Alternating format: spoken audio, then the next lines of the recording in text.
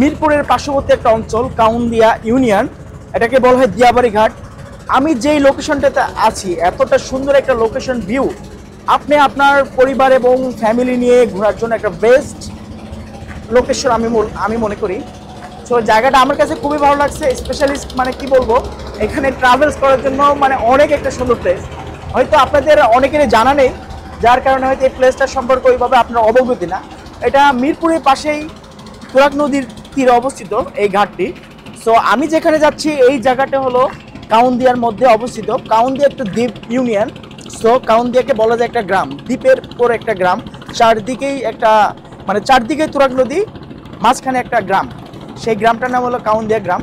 আসলে এই গ্রামটা সম্পর্কে আমরা হয়তো অনেকেই জানি না বা অনেকে অবগতি নেই। সো আমি আমার এই ভিডিওর মাধ্যমে আপনাদের এই সুন্দর লোকেশন, এই দৃশ্য যতটুকু আছে ইনশাল্লাহ আমি ততটুকু দেওয়ার চেষ্টা করব।